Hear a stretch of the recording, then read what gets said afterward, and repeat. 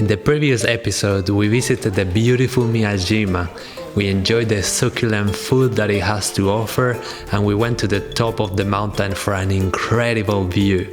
In this video, we will start our road trip around rural Japan, and boy oh boy, it was full of surprises. So yes, we are staying in a love hotel, and it has some sort of like funny things, so yeah, I'll show you around. So we just rented a car and it was quite complicated and they didn't speak English. Thankfully I have my Japanese!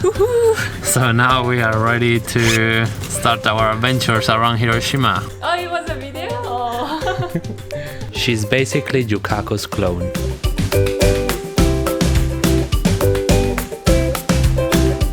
I'm so scared with Yukako driving! Just kidding, she's pretty good. Right now we are going to the Hiroshima Peace Memorial because I was there already, but it was rainy, not really beautiful, and I think this place really deserves some respect. So we are going there now with Matsurita driving.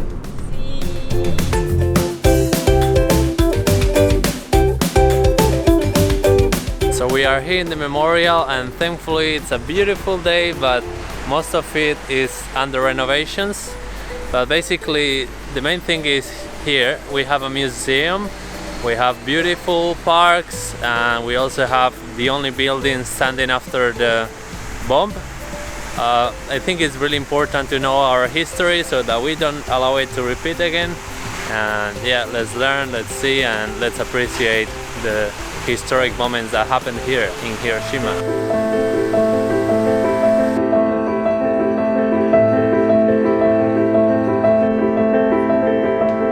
So this is how the last building used to look before the bomb, and then we will see in real life how it looks right now, the exact time of the bomb.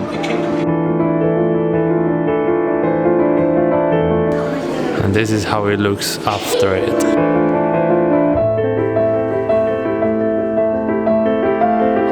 This is outside of the Memorial Museum, and you can see at the end the last building that they kept after the bomb. I don't know if you can see, but there's some fire there. The idea is that they are not going to stop it until we stop all development and we get rid of all the nuclear bombs in the world. So they decided to leave this building to always remind humanity about the disasters that a nuclear bomb can take into people and promote peace. Stop doing this and move on.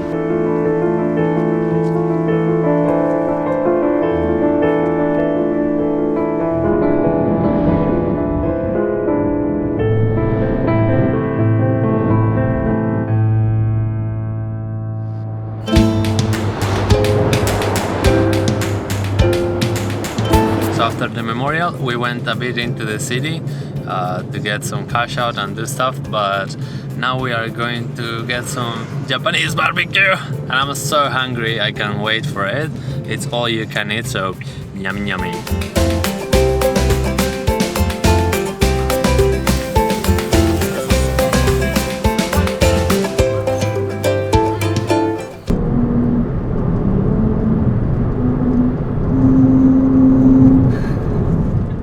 Okay, I don't know if you heard that, but this is the weirdest thing that I have ever seen. So in this road, if you go at exactly 60 kilometers per hour, you can actually hear a song.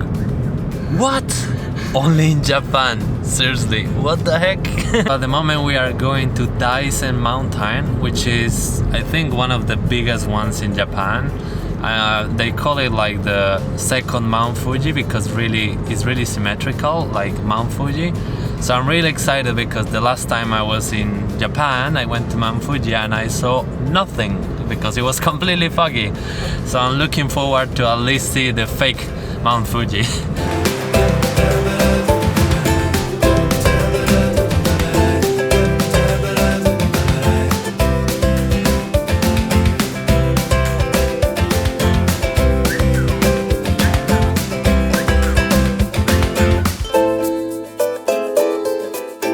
Now that we saw it, I'm not super confident on the fact that we can hike all the way to the top because it looks crazy. It even has snow on the top and everything, so holy mollies, let's see.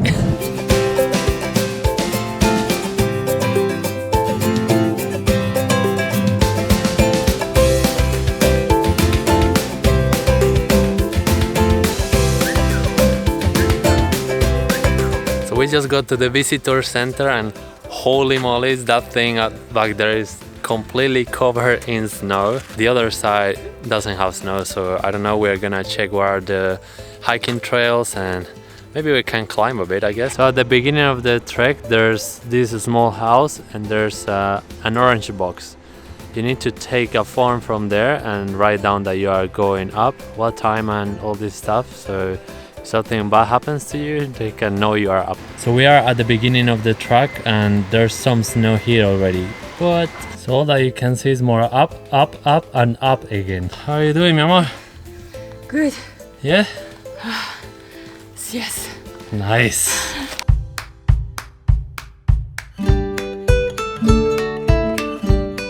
Now we go to the point where the just got real. Look at this freaking snow craziness. Oh man. No. So we really tried, but there's no way I'm gonna risk my life, and I think that's the lesson here. Don't do stupid things in life for likes and just enjoy it, but until a safe time.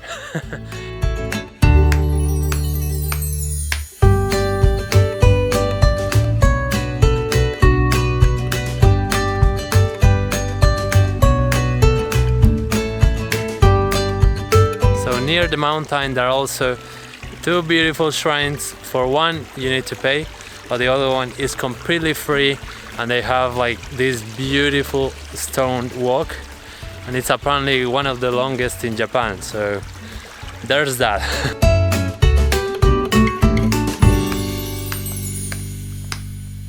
Okay, this place is officially super beautiful, totally recommend it, and what I love the most is that there's not a lot of people here, not tourists at all. I have not seen anyone today, so really glad that we came. Quite a hidden gem in Japan, I think.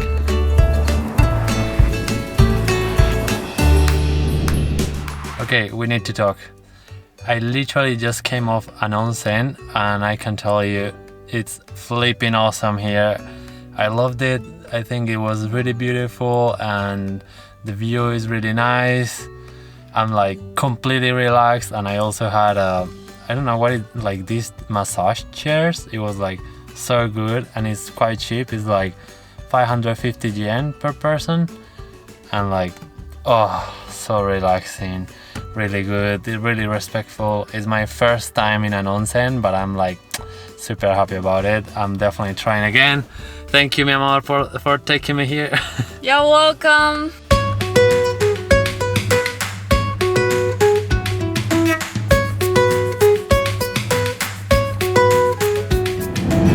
You know, normal, you go to booking.com, you book something, then suddenly you have a hotel. But what happened today is we got a hotel, and when we go to the hotel, you kind of like, this is a love hotel, and I was like, what the fuck? So yes, we are staying in a love hotel, and it has some sort of like funny thing, so yeah, I'll show you around. So in the top of the bed you got all the controls to keep the mood perfectly, and some condoms, and what is that? It's a vibrator, my friends, a vibrator, yep. So you get a vending machine where you can push and take out a sexual toy. I don't really know what we got in there, but you know, they get you covered with a really nice self-explanatory menu. So you know, after some action you feel like, oh man, I shouldn't have been with that girl. Well, no worries, mate. That awkward checkout situation, you don't have it. You just pay here, pippity poopity, done, mate. And all of this awesomeness, we got it only for 4,000 yen. So if you wanna travel on the ship, now you know. Love hotels, my friend. In the next episode, we are going to continue our trip around rural Japan, stuffing ourselves with amazing foods and visiting iconic views. So make sure to subscribe if you haven't just yet, because you don't want to miss the next episodes.